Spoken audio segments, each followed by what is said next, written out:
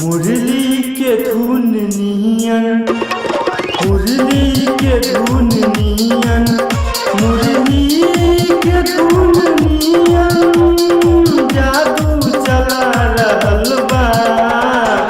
लागे की जैसे दिलवा में, दिलवा में, दिलवा में, लागे की जैसे दिलवा में राधा धड़क रहल बा। लागे की जैसे दिलवा में कान्हा धड़क रहल बा।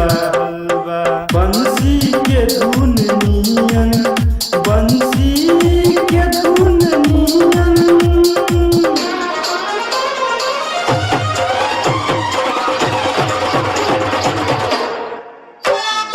महिमा डीजे, महिमा डीजे, महिमा डीजे।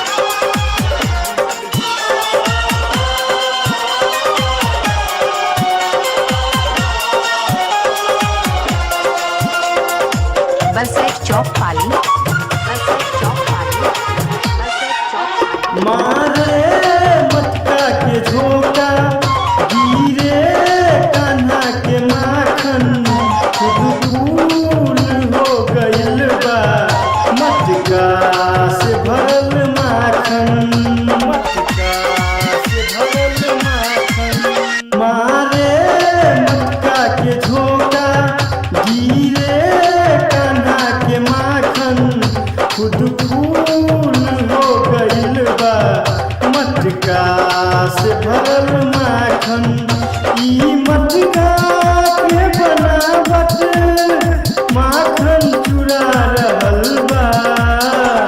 लागे की जैसे दिलवा में, दिलवा में, दिलवा में, लागे की जैसे दिलवा में कान्हा धड़क रहल बा। लागे की जैसे दिलवा में कान्हा धड़क रहल बा। मुरली के धुन नियन, मुरली के धुन नियन।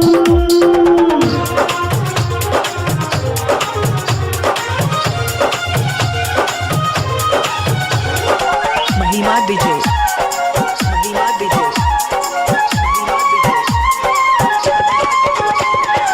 बस एक चौक पाली, बस एक चौक पाली, बस एक चौक पाली।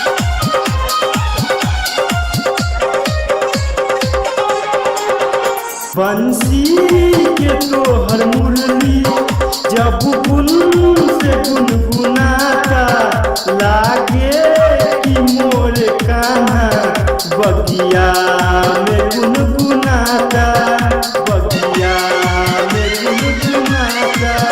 बंसी के तोहर मुरली जब गुन से गुनगुनाता, लागे कि मोर कान्हा बगिया में गुनगुनाता। मुस्कान तोहर धुन के धड़कन बढ़ा रहल बा। लागे की जैसे दिलवा में, दिलवा में, दिलवा में, लागे की जैसे दिलवा में कान्हा धड़क रहल बा। लागे की जैसे दिलवा में कान्हा धड़क रहल बा। मुरली के धुन नियन, मुरली के धुन नियन।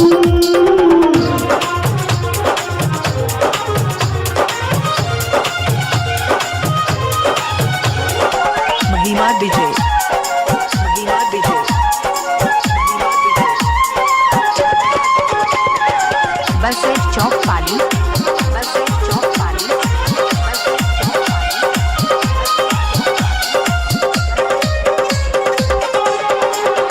राइटर संजीत सहनी लिखले बता हर गाना, गावे एनएस बुआई।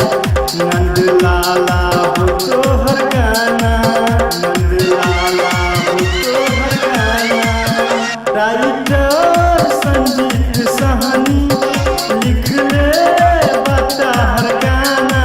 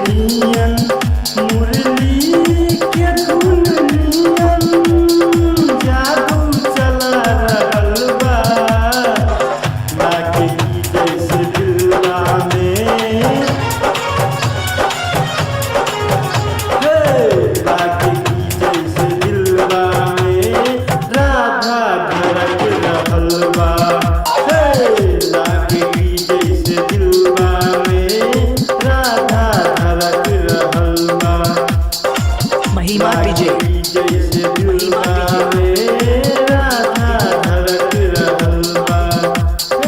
बस एक चौक पाली, बस एक चौक पाली, राधा धड़क रहल बा। महिमा रिकॉर्डिंग स्टूडियो बसई।